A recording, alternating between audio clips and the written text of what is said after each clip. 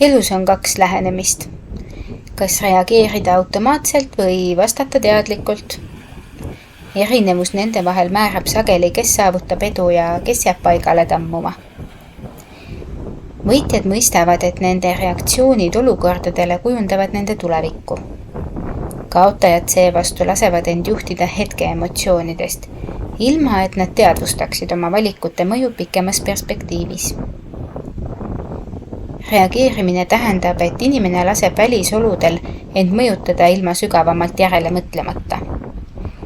Kui keegi kritiseerib või tekib ootamatu probleem, reageerib kaotaja viha, ärevuse või hirmuga. Ta süüdistab teisi, õigustab end või laseb negatiivsetel emotsioonidel oma tegevust dikteerida. Selline impulsiivne käitumine hoiab inimest madala enesekontrolli tasemel, kus ta on rohkem reaktsioonide ori kui oma elu teadlik juht. Võitjad seevastu võtavad pausi, analüüsivad olukorda ja vastavad läbimõeldult. Nad mõistavad, et alati ei ole võimalik kontrollida sündmusi, kuid oma reaktsioone saab alati juhtida.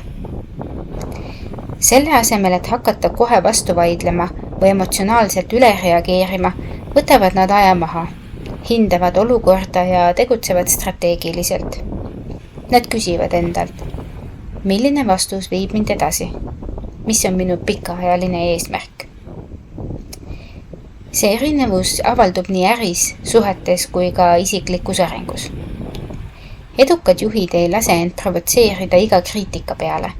Nad kuulavad, võtavad vajaliku info, ignoreerivad tarbetut müra ja liiguvad edasi.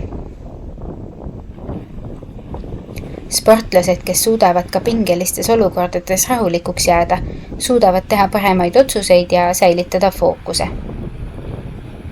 Suhetes toob teadlik vastamine kaasa tugevamaid ja stabiilsemaid sidemeid, sest inimesed, kes ei reageeri hetke emotsioonide ajal, loovad turvalisema ja harmoonilisema keskkonna. Võitjate hoiak on see, mis eristab neid kaotajatest.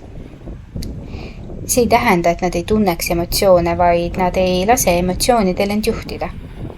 Nad suunavad oma tähelepanu lahendustele, mitte probleemidele.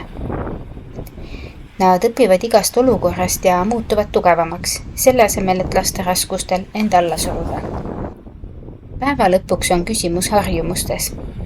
Kas valid teadliku vastamise või lased impulssidel end juhtida? Kui tahad olla võitja, õpi võtma hetk enne tegutsemist.